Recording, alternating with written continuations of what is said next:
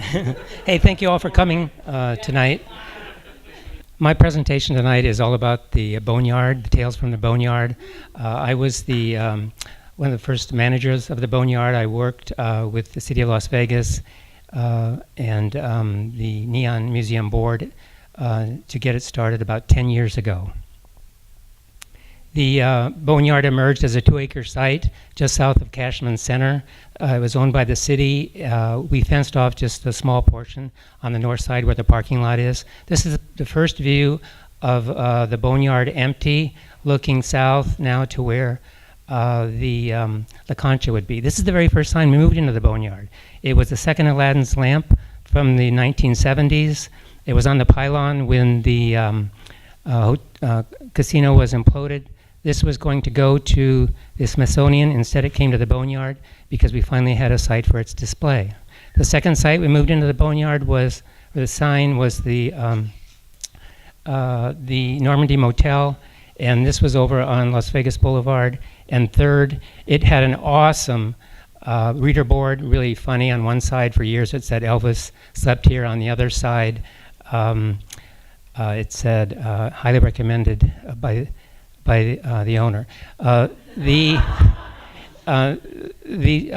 effort to save the signs was really started by the Allied Arts Council. Their collection, viewed here, was the first collection of signs we moved into the Boneyard. Vegas has always been an aero town. This is the Skyway drive-in sign. It used to be out on Boulder Highway. You could tell the whole history of Las Vegas, decade by decade, by just from the arrow signs in the Neon Museum collection. This was my favorite sign in the Boneyard, the crown from the Royal Nevada.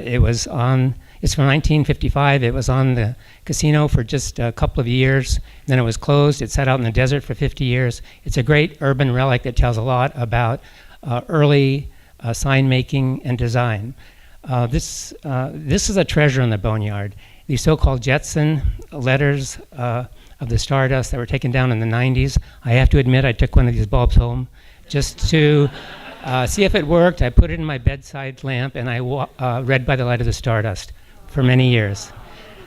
The coin Castle King came into the yard with a severed head. By request, we sent the head to an art exhibition in Austria, and Dave Hickey and Robert Venturi contributed essays to that exhibition. Mr. O'Lucky came into the Boneyard when the Fitz was rebranded. He was the reclining Buddha of the Boneyard, and he had an interior chamber in his belly. Unfortunately, some folks got in one night, started a fire, and Mr. O'Lucky had a demise.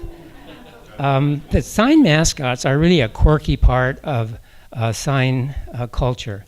From the Sultan of the Dunes to the new praying mantis of the container park. Really, they're folk art objects, and they're kind of funky compared to the technologies of the sign.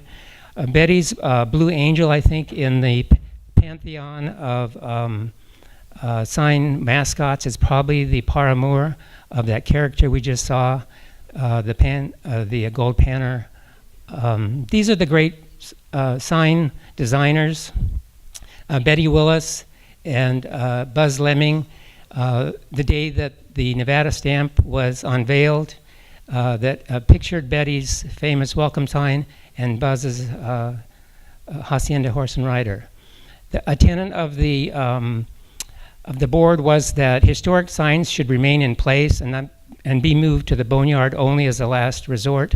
I included this because there are lots of signs on East Fremont that still need to be preserved and saved. As an artist working with text and neon, I've always loved the reader boards. They were the original curbside text messages, analog that evolved into the digital reader boards of today. This is the Taj Mahal of neon signs. It's got everything, mid-century design, beautiful font, great colors, that animated crown at the top, that awesome reader board, and that really smart right angle directional sign. This is the counterpart, a more masculine sign in North Las Vegas, the Strip 91 motel sign. It's got the simple star motif, reader board, and look, it's got two great arrows. One is an historical footnote because it identifies the Strip as Highway 91.